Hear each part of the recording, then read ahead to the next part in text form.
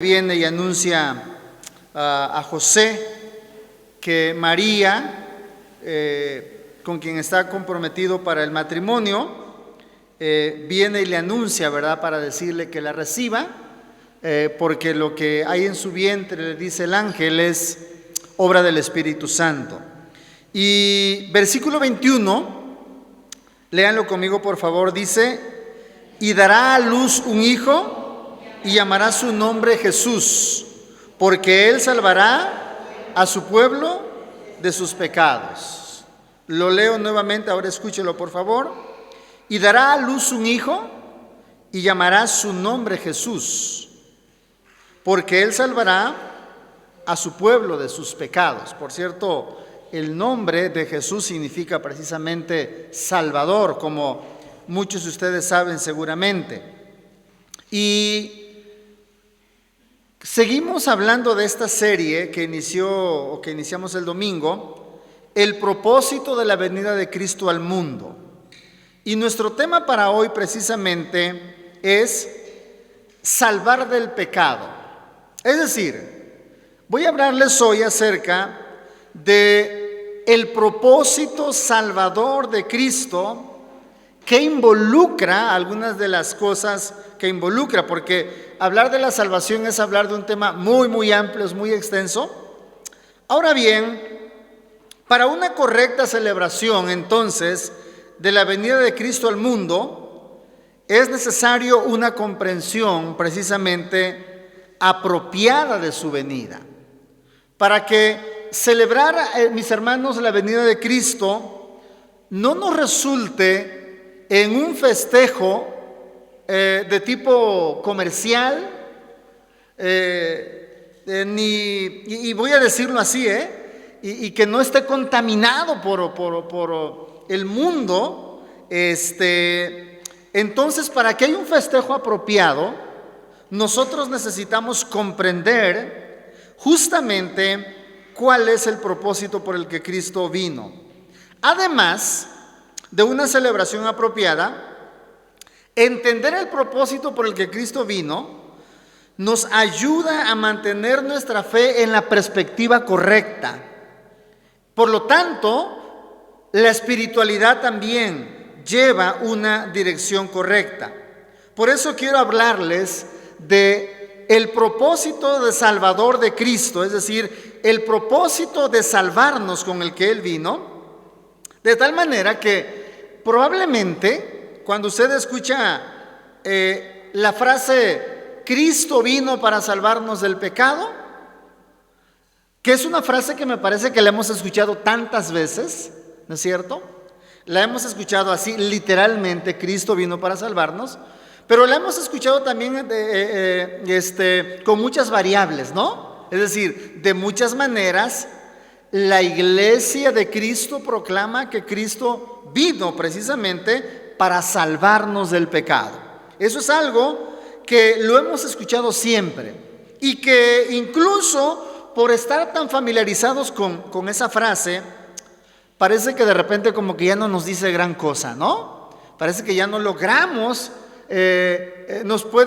no logramos conectarnos con lo que eso implica, porque nos resulta, además de una frase familiar, nos resulta incluso una frase, fíjese bien, hablo de cómo suena al oído. Puede ser una frase incluso que resulte o que suene un poco simple, ¿no? Es decir, no que el concepto de la salvación sea simple, no, sino que la frase al oído nos puede sonar como, sí, ¿verdad? Sabemos, como algo un poco simple. Sin embargo, tiene enormes implicaciones. Y quiero hablarles de tres cosas concretamente para poder entender o desarrollar nuestro tema. Lo primero que les voy a hablar es acerca de qué es el pecado, la naturaleza del pecado. Quizá nosotros, de hecho, no logramos ver, ¿verdad?, la naturaleza horrorosa del pecado, ¿no? No logramos verla realmente. Es decir, no la logramos ver en su totalidad. Logramos ver lo que nuestro propio corazón maquina, logramos ver las acciones, ¿verdad?, de ciertas personas que hacen mal a la sociedad, pero obviamente no logramos ver, no logramos dimensionar la naturaleza del pecado. Necesitamos ir a la Biblia para que vayamos nosotros cada vez comprendiendo esto de manera más apropiada. Lo segundo que quiero hablarles es acerca de las consecuencias del pecado. ¿Cuáles son las consecuencias del pecado? ¿Por qué Cristo tuvo que venir al mundo? ¿Por qué el Padre tuvo que enviar a su Hijo? ¿Por qué tuvo que resolverlo de ese modo? Y lo otro que quiero hablarles es precisamente el propósito salvador de Cristo, lo que significa la salvación en el Antiguo y en el Nuevo Testamento y cómo eso es precisamente aquello a lo que Cristo vino. Bien, déjenme hablarles un poco acerca del pecado. El texto dice: y dará a luz un hijo y llamará su nombre Jesús. Y vean que el ángel dice: porque él salvará a su pueblo de sus pecados. Bueno, ¿qué tan grave es el pecado que Dios tuvo que enviar a su Hijo? ¿Qué tan grave es el pecado que ni la ciencia ni nadie lo ha podido resolver ni podrá resolverlo? ¿Qué tan grave es esto y qué entendemos por el pecado? Hay, y voy a citar algunas definiciones tradicionales, es decir, como tradicionalmente hemos definido el pecado. Hemos escuchado, por ejemplo, que el pecado es la transgresión de la ley de Dios, ¿no es cierto? Hemos oído eso. Esa definición es correcta. Hemos escuchado que el pecado es errar al blanco, ¿no? También hemos oído eso. Es decir, tiene la idea de fallar en algo, ¿verdad? De no acertar, hacer lo correcto en este caso. También hemos oído que el pecado es rebelión contra Dios. También es correcta esa definición. Nada más que esas definiciones se quedan cortas, porque las tres definiciones definen el pecado solamente como ciertas acciones que el ser humano comete. Y aunque tienen una parte de verdad, pero se quedan cortas, como dije. La Biblia habla, y esta es una cuarta definición del pecado, que se complementan, La Biblia habla que el pecado en realidad, ojo, es el estado permanente de rebelión de una persona frente a Dios. De tal manera, ojo, el pecado es el estado de una persona frente a Dios. O sea, va más allá de unas acciones, ¿sí me estoy explicando? Va más allá de desobedecer ciertas reglas. El pecado, ojo, es una condición permanente del ser humano frente a Dios.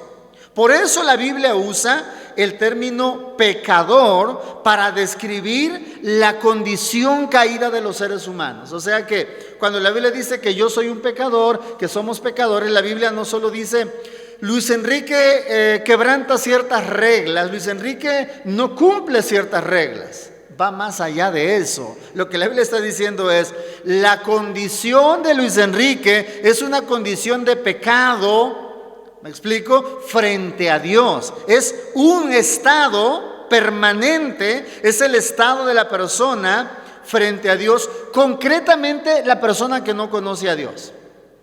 ¿Qué pasa cuando usted y yo conocemos a Cristo? Esa condición cambia, ¿no es cierto? Ahora somos hijos de Dios y aunque cometemos pecado, ya nuestra condición no es una condición de permanente pecado frente a Dios. ¿Saben por qué? Porque al creer en Dios, al creer en Cristo quiero decir, borró Él nuestros pecados. Así que nuestros pecados fueron borrados. Por eso la palabra nos va a decir allá en Efesios que el acta que estaba en nuestra contra, ¿qué creen? Fue anulada. Una versión dice que fue borrada. Porque antes, ¿verdad? Es decir, hace en la antigüedad, que la tinta no tenía las propiedades para permanecer en el papel, la podían borrar.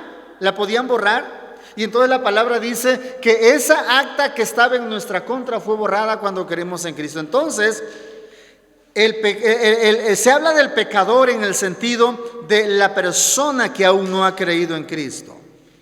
Así que esta condición del ser humano, esta condición de pecado, se caracteriza por actos pecaminosos continuos, pero es un estado permanente del ser humano.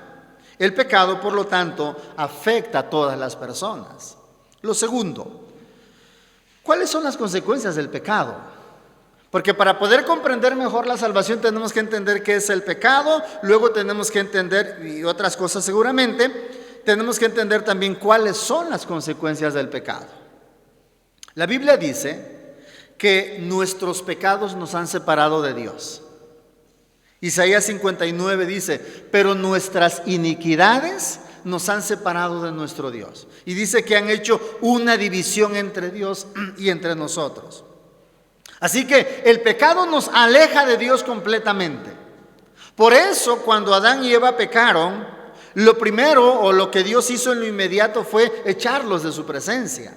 No los abandonó Dios, ahí está la gracia en acción. No los abandonó Dios, pero sí los echó delante de su presencia, porque Dios es santo. La razón por la cual el pecado nos separa de Dios es que Dios es santo y porque el pecado es horroroso. Otra cosa que el pecado hace en el ser humano es que el pecado esclaviza. Jesús dice en Juan 8:34, todo aquel que comete pecado, esclavo es del pecado. Fíjense bien, el pecado, mis hermanos, esclaviza a la persona. Por eso una persona, por más que le digamos, ya no peques, ya no hagas esto, ya no hagas aquello, si la persona no se rinde a Cristo, no podrá combatir contra el pecado de manera efectiva.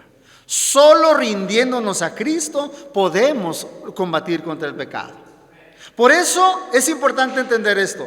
El pecado esclaviza. Permítame tantito, voy a levantar estos papeles.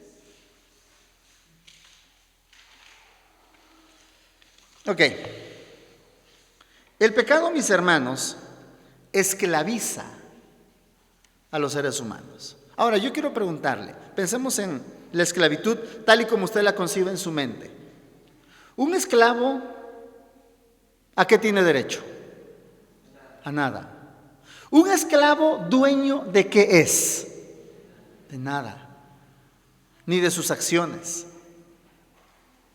El esclavo está a la orden de lo que su amo dice, ¿no es cierto? O estaba, hablando de la esclavitud en la antigüedad. Si el amo llegaba a la medianoche en la madrugada y de trabajar o de donde fuera, y el esclavo estaba dormido, le podía decir, levántate y prepárame de comer, ¿no? A la hora que fuera. Él no podría decir, oiga, pero los derechos humanos, las 8 horas laborales, ¿qué pasa con eso? Cero, ¿verdad? ¿Por qué? Porque eran esclavos. Lo mismo, cuando una persona está esclava del pecado, ¿qué puede hacer? ¿Derecho a qué tiene? A nada. El pecado esclaviza. ¿Qué más hace el pecado? El pecado endurece el corazón. Dice la palabra, que el pecado endurece el corazón del ser humano. ¿Cuál es la idea de endurecer el corazón? Cuando una persona comete un pecado, se siente mal. Si cometes otra vez el pecado, se siente menos mal. Cuando lo ha cometido 4 o 5 veces, ya no se siente mal. El corazón está endurecido, la conciencia está endurecida. Por eso hay personas que pueden pensar que no hacen daño a nadie, ¿verdad? Hay personas que pueden pensar que no hacen daño a nadie. El pecado, mis hermanos, engaña también al ser humano. Nos engaña, fíjense bien, o nos puede engañar o engaña al ser humano, llevándolo por el rumbo equivocado y haciéndole creer que todo está bien, que no hay ningún problema. El pecado engaña al ser humano. Pero por si fuera poco, mis hermanos, el pecado mata. Pablo dice Pablo, la paga del pecado es muerte. El pecado genera muerte porque la persona que vive en ese pecado permanece muerta en relación a Dios. Esa es la idea. Pero también el pecado, si la persona no se arrepiente, el pecado viene a desembocar en muerte eterna. Y bueno, podríamos decir muchas cosas más que el pecado hace. Mis hermanos, en pocas palabras, el pecado nos destruye. Así de sencillo. El pecado nos destruye. Y por cierto, el pecado tiene una peculiaridad en la que poco reparamos. El pecado puede ir matando de manera progresiva a una persona. Lo puede ir matando. Alguien que está en una adicción, ¿verdad? Cualquier tipo de adicción. Una persona que está en cualquier problema de ese tipo puede pensar, yo estoy bien y voy a dejar mi adicción cuando yo quiera, ¿no? Voy a dejar la cerveza, el alcohol, la droga, el tabaco, el cigarro, cuando yo quiera. Pero no es cierto. Ese es el engaño del pecado. Ahora bien, ¿cuál es la idea de la salvación en la Biblia? Porque la Biblia nos dice que Cristo vino para salvarnos de nuestros pecados. Cristo vino para liberarnos del poder del pecado. Nosotros no teníamos, ni no tendremos la capacidad propia para luchar contra el pecado. No podemos luchar contra el pecado. La ventaja, lo bueno, la buena noticia es que cuando la Biblia dice que Cristo vino para salvarnos del pecado, tenemos que entender, Cristo al morir derrotó al pecado, derrotó al diablo, derrotó al mundo, derrotó a la carne. Por lo tanto, de ahí la palabra salvación involucra la idea de que Cristo conquistó el pecado. Por lo tanto, al creer nosotros en Él, es que podemos ser salvos. Por eso es necesario que una persona que aún no ha creído en Cristo, que cree en Él, porque es la única manera de que podemos ser salvos del pecado. No hay nada que nos pueda salvar del pecado, excepto Cristo. Ahora bien, ¿cuál es la idea de la salvación en la Biblia? ¿A qué se refiere la Biblia cuando la Biblia habla de salvación? Déjenme hablarles de la salvación como un concepto integral, es decir, como un concepto, la salvación como tal, como concepto integral, significa que Dios salva al ser humano de manera integral. Mire, regularmente hemos entendido la salvación como un acto del pasado que solo tiene que ver con el perdón de mis pecados, ¿no es cierto? De repente alguien nos dice, ¿y usted cuándo fue salvo? No sé si le han preguntado alguna vez eso, ¿no? Cuando alguien dice, ¿y usted cuándo fue salvo? ¿Saben a lo que se refiere esa persona? O cuando alguien nos pregunta, es como cuando nos preguntan cuándo entregó su vida a Jesús, ¿no? O cuándo Dios le alcanzó. Cuando alguien nos dice, ¿y cuándo fue usted una persona salva? Se refieren a ese momento en el que le confesamos a Dios nuestros pecados. El problema es que a veces vemos la salvación solamente como algo que Dios hizo en el pasado en relación a mis pecados, perdonó mis pecados, y visto de ese modo la salvación también se le ve como el día que yo me muera me voy a ir con Cristo. Ahora, eso es verdad, eso es cierto. Por supuesto, el día que nosotros fuimos salvos, Dios perdonó nuestros pecados. Y el día que nos muramos, nos vamos a ir con Cristo. Amén, hermanos. Algunos no están tan seguros, ¿verdad? O no se quieren ir todavía, ¿verdad? Porque así pasa, ¿verdad? Yo creo que aunque ya somos cristianos, a veces no nos queremos ir de este mundo, ¿verdad? Pablo decía a algunas de las iglesias que les escribía, decía Pablo, decía, yo a veces me quisiera, lo estoy parafraseando, ¿verdad? Pablo decía, yo a veces me quisiera ir con Cristo ya, ¿no? Dice, pero por otro lado me quiero quedar. Y Pablo dice, y concluyo que mejor me quiero quedar, ¿no? Y yo creo que a muchos nos pasa eso, ¿verdad? Pero fíjese bien, es verdad que la salvación involucra el perdón de nuestros pecados, gloria a Dios, pero no se limita a eso, sino que la salvación tiene que ser vista también como un evento, como un proceso a la vez. La salvación es evento y proceso integral que abarca la totalidad de la vida de la persona. Repito, la salvación como evento y como proceso no es una contradicción lo que estoy diciendo, voy a explicarlo. Un evento es algo que ocurre una vez y para siempre. Un proceso es algo que está ocurriendo de manera continua. Cuando la Biblia habla de salvación, habla de la salvación en un proceso continuo, habla en 3 tiempos.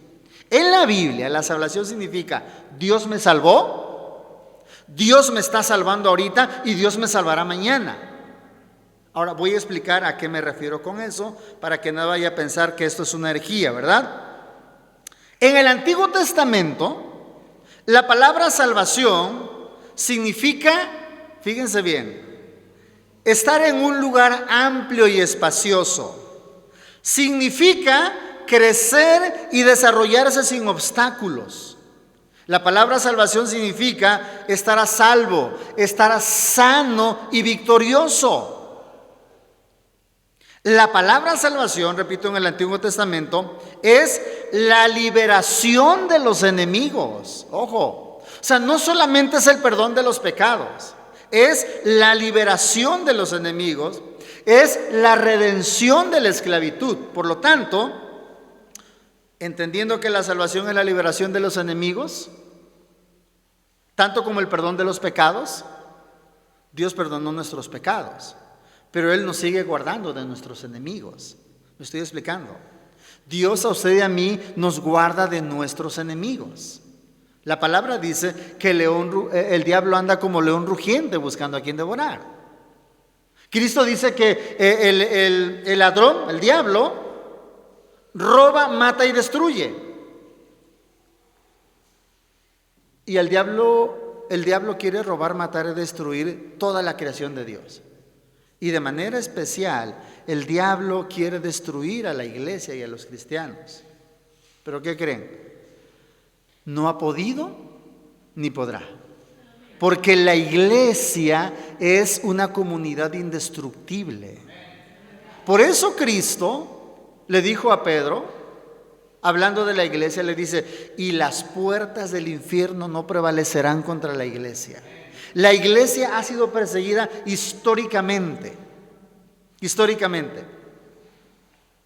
Y a propósito, estaba viendo una frase, quizá usted la ha visto en las redes sociales, que dice que en la antigüedad perseguían a los cristianos porque se congregaban, ¿no?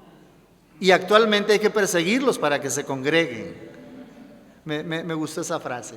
Y dije, pues se revela un poco, ¿verdad?, de lo que nos está ocurriendo como iglesia. Pero, mis hermanos, Dios nos libra de nuestros enemigos.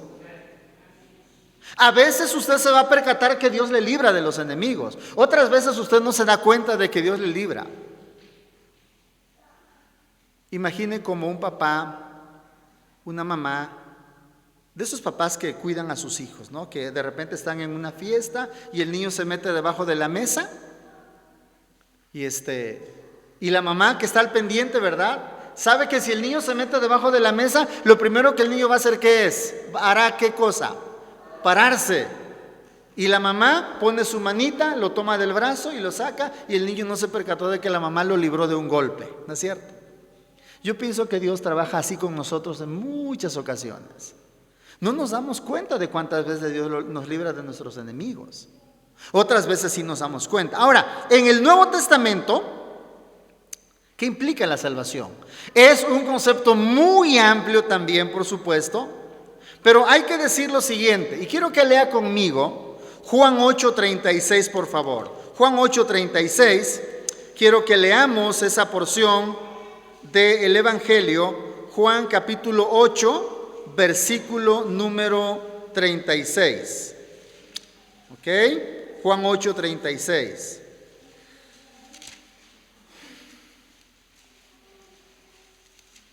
Juan 8:36. Quiero que leamos juntos esta porción de la palabra.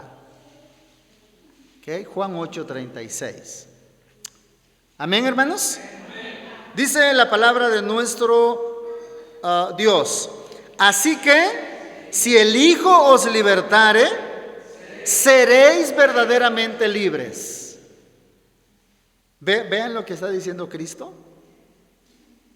¿Quién es el único que nos puede dar libertad? Cristo, el Hijo de Dios. Por eso Cristo dice a sus oyentes, le dice a su audiencia, así que si el Hijo les libertare, está hablando Él de sí mismo, si el Hijo os libertare, seréis verdaderamente libres. Ojo, solamente Cristo puede darnos verdadera libertad acerca del pecado. Nadie más puede hacerlo. La religión como tal no lo puede hacer. La prueba está en que en aquel tiempo había muchos religiosos y muchos de los que están en la audiencia cuando Cristo dice esto, muchos de ellos son religiosos. Muchos creen que viven en libertad, muchos creen que están en lo correcto. Y Cristo les dice, si el Hijo os libertare, seréis verdaderamente libres.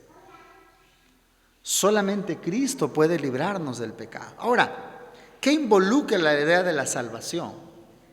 Como dije, la salvación es algo integral.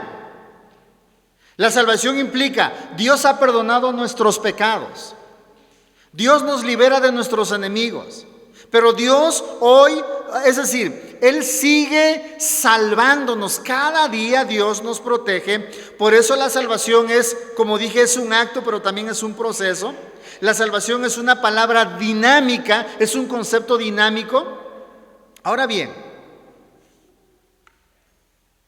una vez que hemos creído, una persona que ha creído verdaderamente en Cristo, es una persona que es salva para siempre. Ya lo hemos hablado aquí algunas veces, de acuerdo a lo que la Biblia enseña. Pero ¿qué más involucra la idea de la salvación? Y esto lo menciono para que nadie se vaya a confundir y piense, entonces si Dios ya me salvó y Dios me sigue salvando, ¿de qué me sigue salvando Dios hoy? De mis enemigos. ¿De qué me sigue salvando Dios hoy? De mis malos hábitos, ya me estoy explicando. De mi religiosidad. Es un proceso.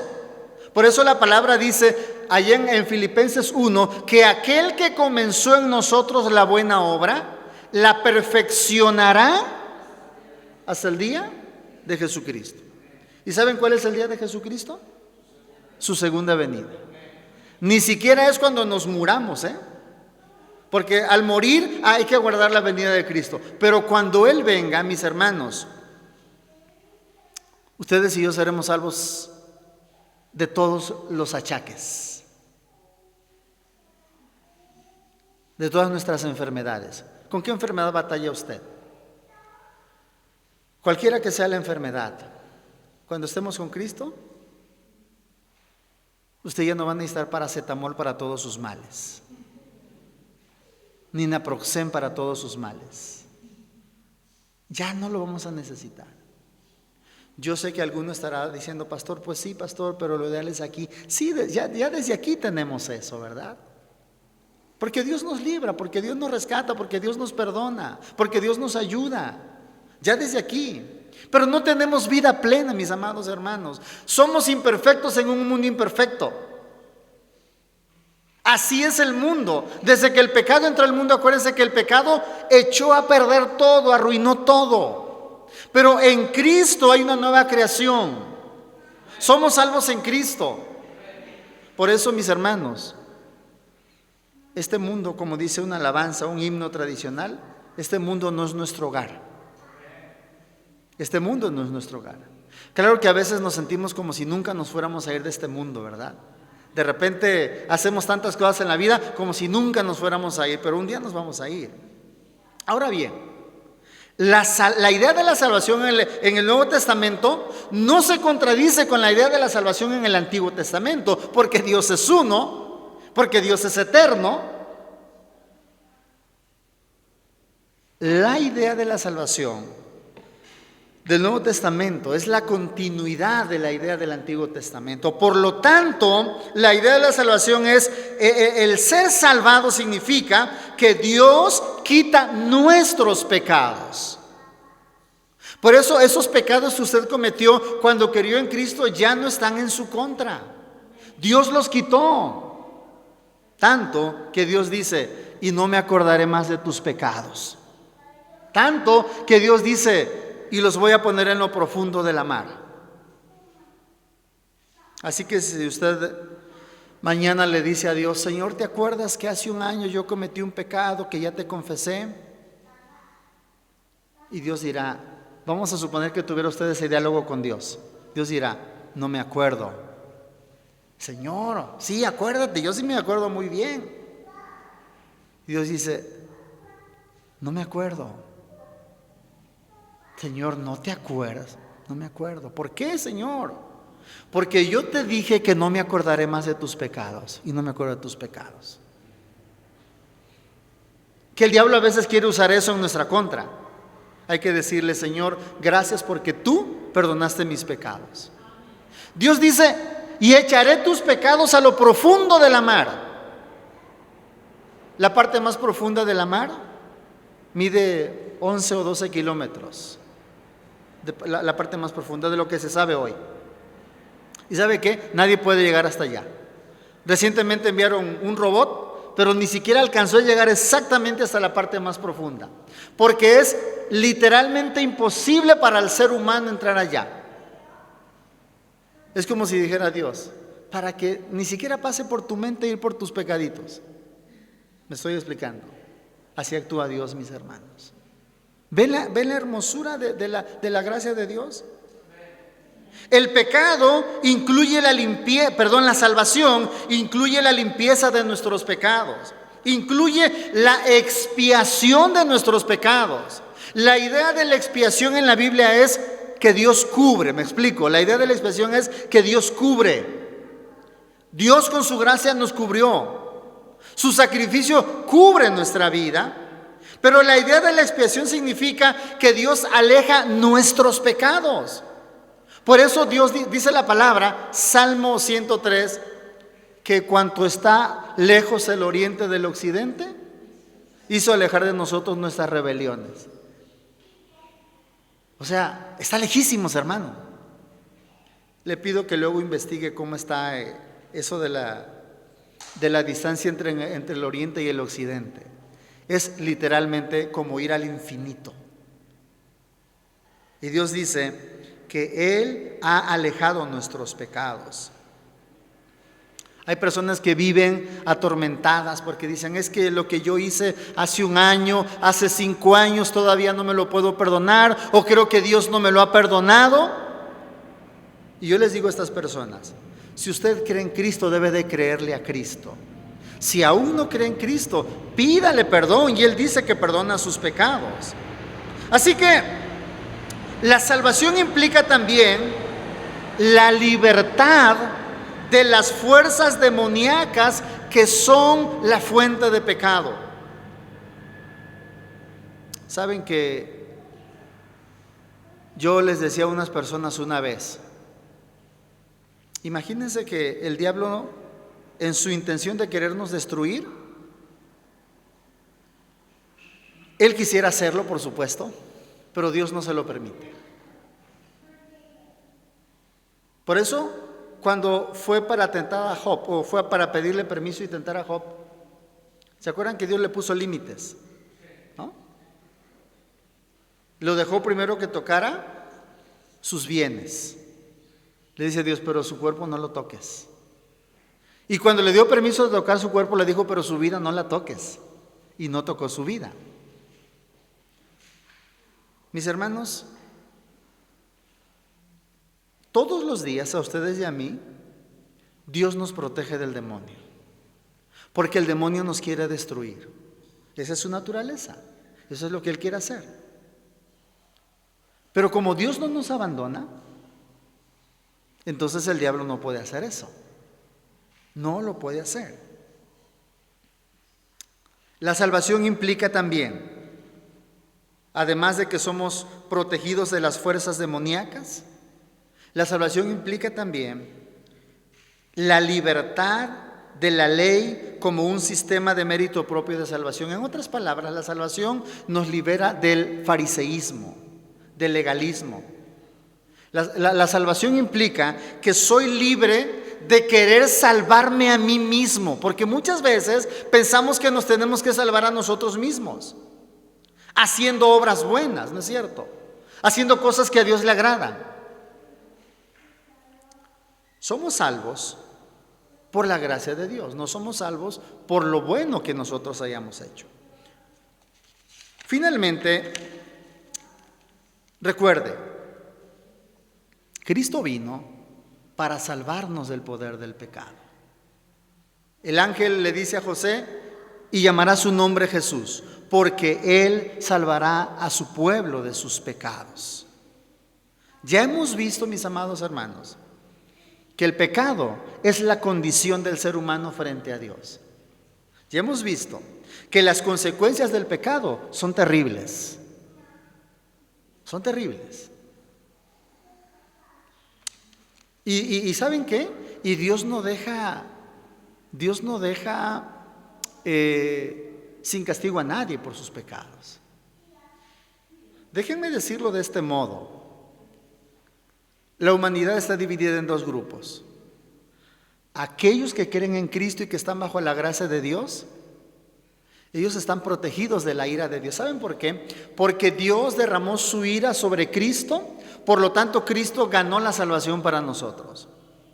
Pero aquellos que aún no han entregado su vida a Cristo, dice la palabra que están bajo la ira de Dios. Y eso es lo terrible. Están bajo la ira de Dios. Ahora bien, por eso es importante que nosotros nos percatemos de que Dios en su gracia nos ha salvado. Y yo quiero decir lo siguiente: puesto que solamente Cristo puede salvarnos, es necesario creer en Él para ser salvo. Y yo quiero decirle, si usted ya cree en Cristo, manténgase creyendo que va en la ruta correcta. Eso significa ser salvo. Si aún usted no ha creído en Cristo, si aún una persona no ha creído en Jesús, es el momento para creer, entregarle nuestra vida, pedirle perdón por nuestros pecados, arrepentirnos y caminar en obediencia a la palabra de nuestro Dios. Él salvará a su pueblo de sus pecados. Nadie más nos puede salvar del pecado. Si Dios no nos libera del pecado, si Cristo no nos salva del pecado, estamos perdidos para siempre. Pero si una persona cree en Jesús, esa persona es salva en ese momento. ¿Saben qué? Para eso vino Cristo al mundo, para darnos la salvación. Ese es el propósito de Cristo. Por eso Juan dice, o Cristo mismo dice ahí en el Evangelio de Juan: de tal manera amó Dios al mundo, que dio a su Hijo unigénito, para que todo aquel que en Él cree no se pierda, sino que tenga vida eterna. Por eso, si usted ya es salvo, agradézcale a Dios y dígale: Señor, gracias, porque el propósito por el que Cristo vino al mundo ya se cumplió en mí. Gracias, Señor. ¿Pero qué cree? Ahora pídale a Dios por otros que no son salvos. Y si hay una persona que aún no ha entregado su vida a Jesús, hoy es el momento para que le diga: Señor, perdóname, Señor, todos mis pecados, sálvame, ten misericordia, y que tu propósito, el propósito por el que Cristo vino, se cumpla en mi vida. Oremos, mis hermanos. Padre Celestial, en el nombre de Cristo Jesús, te damos gracias porque Cristo vino para salvarnos del pecado.